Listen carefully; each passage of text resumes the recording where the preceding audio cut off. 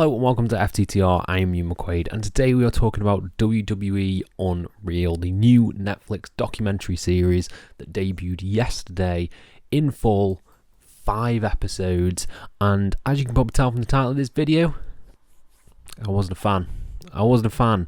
This broke me, people. This broke me, and I can't get myself worked up enough to scream and shout about it, but I am going to bitch about it. I try not to be negative on this channel as best I can. I like to think that I'm relatively positive when it comes to some things. I might do a nice little negative video every now and then, but WWE Unreal is wasted potential. It is just nothing, and it commits the cardinal sin of documentaries, and that is it's boring. It is so boring, monotonous, dull, tedious, every other word that I can use to describe it, stick it there. Give me a dictionary, a thesaurus, if you will, and we can find different words to describe how boring and bland and just run-of-the-mill WWE Unreal is. But before we dive into my full review, please subscribe, please like this video, please comment your thoughts down below, and I'll try to reply to every single one of them as we dive into this. Starting with the positives. I'm going to talk about the positives because there were a few things in this show that I enjoyed. We're going to start off with some of the filmmaking techniques. I thought there were some interesting choices, particularly when it came to the Royal Rumble matches, in which they edited different sequences together and sort of had one person enter and then they would cut to a different spot, and they would do a really good job of doing like bite-sized moments of rumbles leading to the ultimate end of it. That was good. That was well put together. There were some other interesting filmmaking choices, I guess, like just kind of like the way that they just did matches. They did some cool sort of animated bits when they were putting together the gorilla position, when they were discussing the heel turn for John Cena. There were some cool animated bits, but that's about where it ends in terms of positives for the production, because I actually think the production of this documentary is pretty goddamn messy and all over the place. The other bit that I will talk about as a positive, and this is my big positive, is episode 3. Episode 3 for me is the episode that felt the most authentic. It felt the most just documentary-like because it had people we were following. It wasn't jumping about all over the place. We had Chelsea Green, we had Charlotte Flair. They were the two focuses of this third episode. They were the big focuses. They had the comeback of Charlotte Flair, and you had Chelsea Green winning the Women's US Championship at Saturday night's main event. And you had those stories there, and you had them being honest about things. You had Charlotte Flair opening up about the death of her brother. You had Chelsea Green opening up about it's upsetting her not being booked on shows.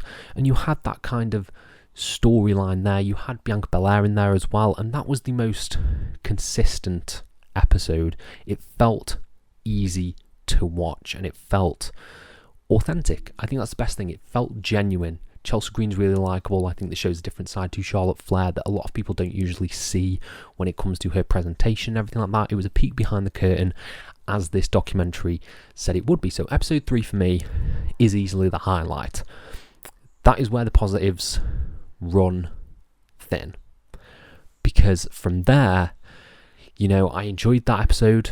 It's not mind-blowing. It's not mind-blowing wrestling documentary content. There have been a lot of wrestling documentaries out there, Dark Side of the Ring, Beyond the Mat. There's been a lot of documentaries that have explored serious themes and given us a peek behind the curtain of pro wrestling. This, WWE Unreal, is WWE's peek behind the curtain, in that it's not really a peek behind the curtain. It doesn't offer insight. It doesn't offer any sort of intricacies of the creative process. No. It is just slop. I think it is just slop. There is nothing substantial here to take away from this, aside from a few genuine moments of humanity from the likes of the wrestlers like CM Punk, Rhea Ripley, Bianca Belair, Charlotte, and Chelsea Green. Those glimpses of authenticity are the best moments of the show, but they are very, very few and far between. The rest is just all over the place. The first 2 episodes of this show are so all over the place. You're bouncing between people, you are bouncing between the boardroom to the arena, going back in time, jump cut into the past. It is so messy and just infuriating to watch because it's not telling a cohesive story. I thought when they announced this, and it kind of follows the pattern of the road to WrestleMania, but not, because it's jumping back and forth, telling you about Cody winning at WrestleMania 41, jumping back to the present, Cody saying he wants to fight John Cena. It's just all over the place, and it's not just, it doesn't have the kind of through line that you'd want a documentary like this to have. If it's a 5-part documentary series, you would want to have a big through line starting with, you know, Cody Rhodes, for instance, leading to his turn with John Cena. Like, if you're going to do a fight, you could probably do a 5-episode miniseries on just that alone, but you're balancing Jey Uso winning the world title and winning the Royal Rumble, Rhea Ripley getting injured, her relationship with Liv Morgan, CM Punk wanting to win his WrestleMania main event. You're cramming all that into 5 episodes, and it just feels so cluttered and unfocused. Like, what are we supposed to be focusing on? What is this pulling back the curtain on? Is it pulling back the curtain on the stories? Is it pulling back the curtain on the wrestlers? What is the point of this documentary? And I don't think they know the point of this documentary. This is purely done to sort of entice new viewers, and in doing that, if I was a new viewer watching this, I don't think it enthuses me to sort of want to watch this, because in the way it portrays, you know, the management, they all come across as incredibly unlikable. Like Bruce Pritchard, Triple H, they all come across as just a big boys club who are sitting there at their desk, you know, spitballing ideas, swearing in every single sentence. They don't come across as professional. They don't come across as likable. Triple H in particular, Jesus Christ, you know, he comes across as so patronising and just arrogant, so unlikable in this documentary, and he was driving me insane. Every time it would cut to Triple H, I was like, Jesus Christ, this man is so... he believes his own hype so much, and he believes that everything they're doing is great, everything they're doing is awesome, and just not giving insights into how he's booking it. You know what? It's about a feeling. It's about a feeling. What does that even mean? What does that even mean? Give us some insight into it, other than it just being a feeling that you're going to go with Jey Uso to win the Royal Rumble. What does that give us? What reason is there for that, other than it was just an idea that was spitballed out there by Michael Hayes? It's so unbelievably unfocused, and the brief glimpses of stuff. This is spoilers, by the way. If you're gonna watch this is spoilers. The brief glimpses you get of stuff we'd probably want to know about, The Rock, Travis Scott, it is brushed over like that. It is brushed right off the shoulder. There is no substantial insight into what happened with The Rock. They're getting on like best friends. They're getting on perfectly fine. And then you get to the WrestleMania match, which we'll talk about the last episode in full, because I don't know how long this video is going to be. It's probably going to be a while. I feel like I'm ranting. But you have the episode 4, which is the heel turn episode about John Cena's heel turn. And it doesn't really offer any creative insight into why they did it, other than it would be a swerve. Like, surely there should be something more in depth than that, character related, but they don't go into any of sort of John Cena's motivations for turning heel, other than The Rock saying, I think we should do it because business, and Nick Khan also in that 4th episode just saying we wanted The Rock there because tickets weren't selling well enough. So it doesn't really give you any sort of deeper insight into the creative process, other than a bunch of lads sitting in a boardroom swearing their heads off, saying, oh, this might be good, and then we also have the benefit of hindsight, ladies and gentlemen. Hardly any of it paying off. Most of these ideas and the creative process that we do see that come to fruition, not paying off. Triple H saying he'll put a rocket on Jey Uso's ass. Where's that now? He lost to Gunther in a match with Logan Paul. Where's that? Where's that going to turn out in, you know, the next series that they do.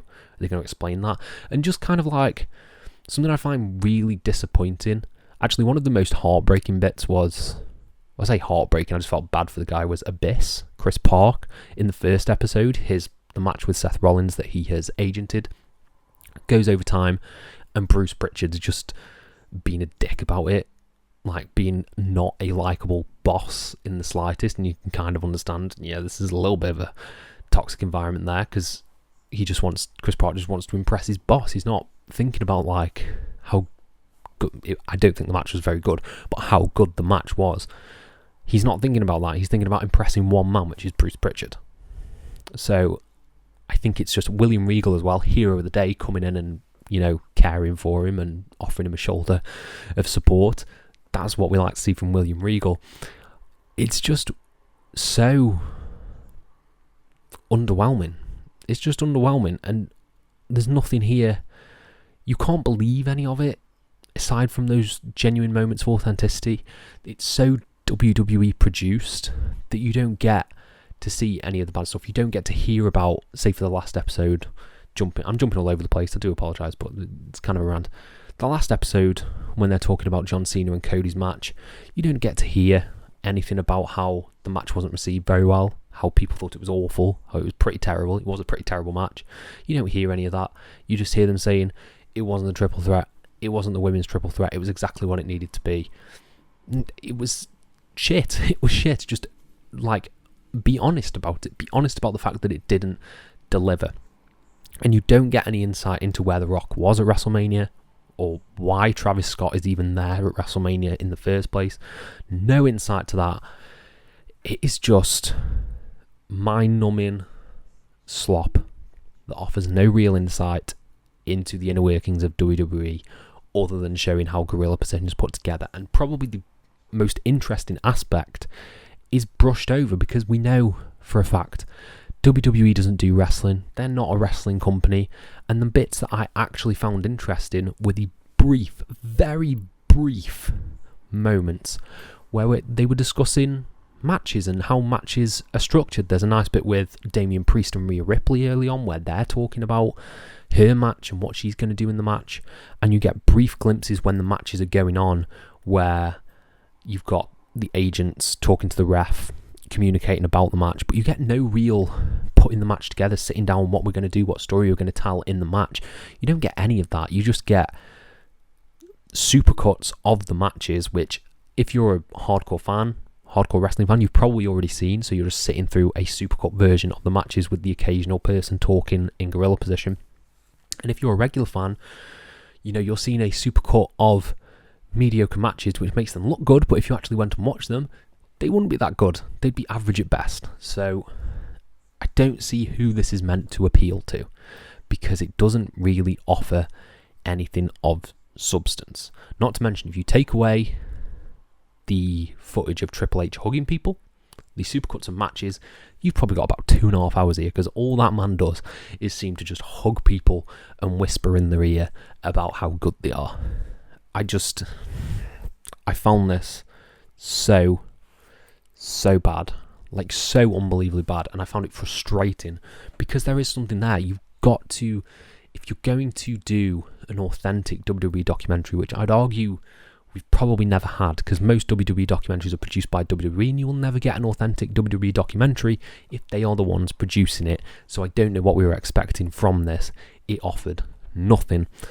You're never going to get an authentic documentary that is made by WWE. It's not going to be authentic. It's not. This is WWE rewriting their history, rewriting stuff about like pops and reactions and how things were received. Case in point, Travis Scott. I remember this vividly because I watched the match. Travis Scott coming down in the main event of WrestleMania.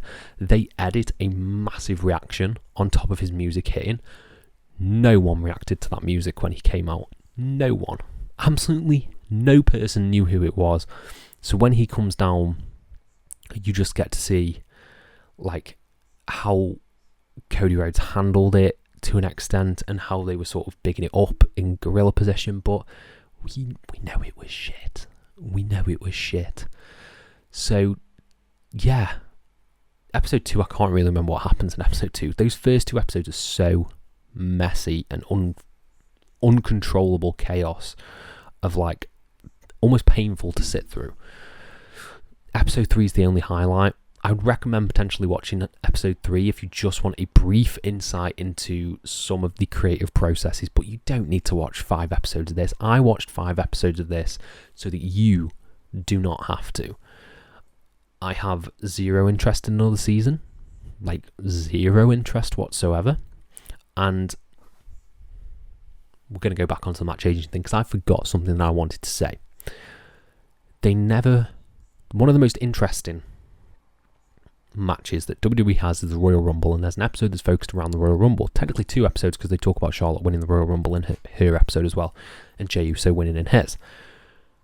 One of the most fascinating aspects of the Royal Rumble is how a Royal Rumble is booked. You know, you've got 30 people in there. How do you decide who's coming out when? How do you decide how this is all structured and put together?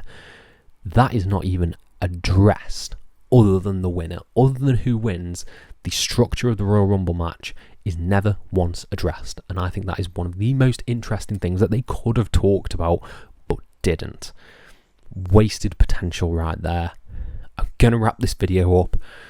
Overall, this show was slop. It is just produced, overproduced, PR nonsense from WWE. It doesn't add anything. You don't get insight. Every time I keep trying to wrap up and there's bits that just keep annoying me. Like, why is there not, like, monumental things happened in this time in WWE? I think the TNA partnership, like, hit its peak when you had Joe Hendry in the Royal Rumble. There's no mention of Joe Hendry in the Royal Rumble. You get one brief shot of him training before he goes out, but that would have been cool to see, talking about how that deal sort of came about. AAA was bought on WrestleMania weekend. That could have been talked about. No, nothing. Instead, supercuts of matches, Triple H hugging people, very little insight. One of the most infuriating documentaries that I have watched from WWE in a long ass time. Like the 24 documentaries I actually really enjoyed. I enjoyed the 365 documentaries. They used to produce really good documentaries for the WWE network, which, while it was in their own sort of rewritten history, you can enjoy those. I thought this was boring as piss. So that is my overall review of this. I think I got a bit more heated than I thought I would. That is my rambling review of WWE Unreal. Very little to say in terms of quality. Not a fan. But I want to know what you guys think down in the comments below. Have you watched this? Have you not? Are you going to? Let me know and I'll try and apply to every single one of them. Thank you all ever so much for your support and have a nice day.